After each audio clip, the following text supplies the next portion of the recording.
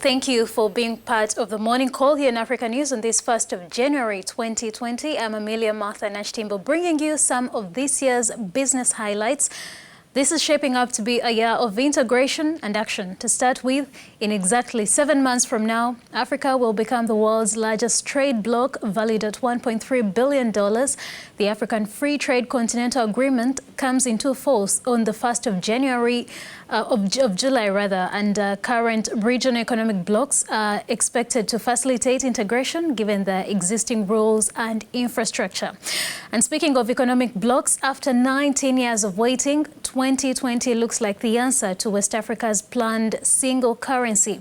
The Economic Community of West African States, ECOWAS, has accelerated plans to implement the currency simply known as ECO this June.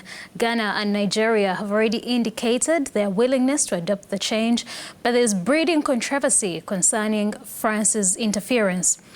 Former French colonies in West and Central Africa are readying up to replace the infamous CFA franc with the ECO currency.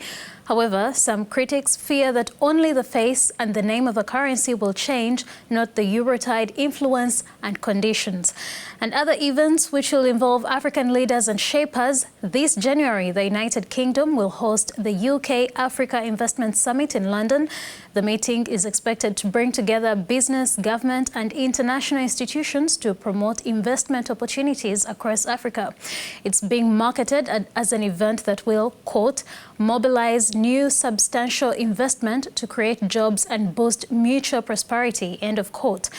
Presidents Muhammadu Buhari of Nigeria and Nana Akufo-Addo of Ghana have been quick to show sympathy and support for incumbent UK Prime Minister Boris Johnson. Indeed, Nigeria was one of the countries where his predecessor, Theresa May, visited on her Africa tour after South Africa and Kenya in an attempt to strengthen UK-Africa ties ahead of Brexit. And let's not forget that there have been concerns by some leaders on the continent that Brexit would affect aid and thus the implementation of the CFTA agreement. And Yasha and Ruth, in my last segment, I highlighted a plan by the African Union to silence the gun by 2020. And that is to end war and conflict in order to create an enabling environment for economic development. And well, this is going to be the focus of the 33rd ordinary session of the African Union, slated for February 9th to 10th in Addis Ababa, Ethiopia. Silencing the gun by 2020 has not been feasible. For example, Libya is facing one of the freshest conflicts on the continent, which started only in 2019. We can only wait and see the AU assessment. Perhaps the ambitious plan will take on a new name or acquire a new deadline. And moving on to the 12th Ministerial Conference of the World Trade Organization, which is taking place this June in Kazakhstan. The biannual meeting is described as the most senior decision-making body of the World Trade Organization. The Ministerial Conference takes decisions on all matters under any multilateral trade agreements, and I'm positive that the conference, which brings together all WTO member countries, will come in handy ahead of the implementation of the CFTA agreement. Also in June, African airline leaders are expected to take part in the International Air Transport Association IATA annual general meeting.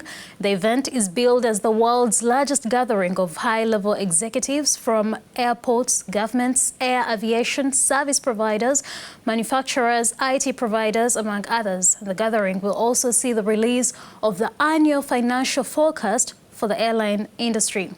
And let's end with nuclear energy. In September, countries under the International Atomic Energy Agency will meet in Vienna for the 64th General Conference. The IAEA is an independent organization under the United Nations created to promote the peaceful use of nuclear energy and to deter its use for military purposes. Namibia, the world's fourth largest uranium producer, according to the World Nuclear Association, is followed by Niger in 5th place and South Africa at number 15. Now, Russia is taking advantage of the skills and resources gap in Africa and, in fact, signed some long-term deals in the lead to the Africa-Russia summit last October. One of those deals is to develop a nuclear power plant station in Uganda. And well, that's the end of this week's business segment here on The Morning Call. Thank you for watching.